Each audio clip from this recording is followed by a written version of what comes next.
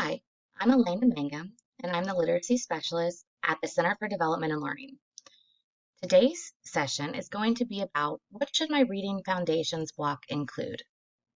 I get these questions a lot from teachers and actually had the pleasure of working with Delta Charter School and created a plan of their reading foundations block of time.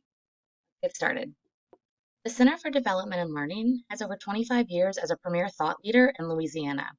We also hold a national literacy conference called Plain Talk. So who are we?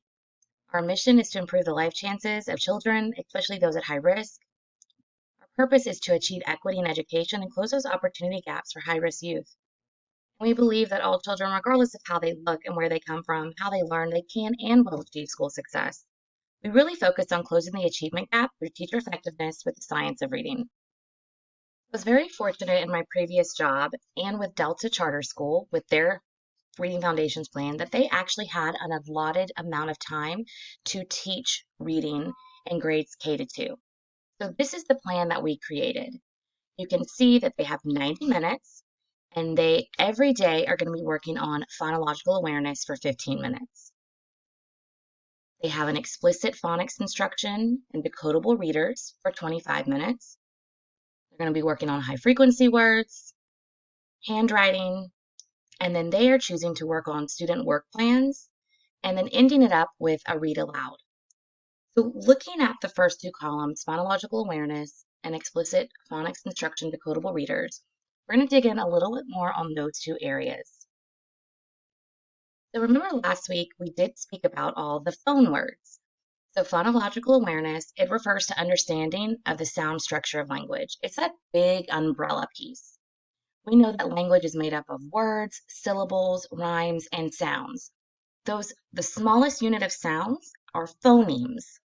So they are also working on, in their reading foundation block, phonological awareness, and even digging deeper into phonemic awareness, which is just those individual speech sounds.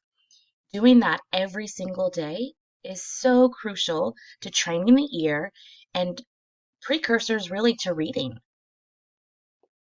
Another area that is extremely important in a reading foundations block of time is that explicit instruction. And explicit instruction is that systematic approach to teaching that I do, we do, you do. One of my favorite educators, Anita Archer, is the queen of explicit instruction. You can check out YouTube videos and Google her name, and you will find countless videos of her teaching explicitly. It focuses directly on information you want the students to learn. So it's your objective. You can also apply hand gestures to help with their metacognition. So that systematic approach to teaching and that explicit instruction, we know is essential for students that are struggling readers.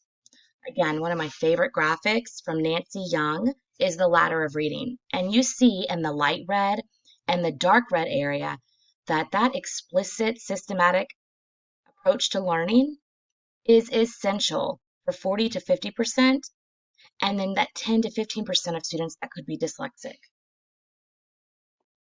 After explicit instruction and that systematic approach to teaching, we need our students to practice what they just learned. So decodable readers are a wonderful tool to use.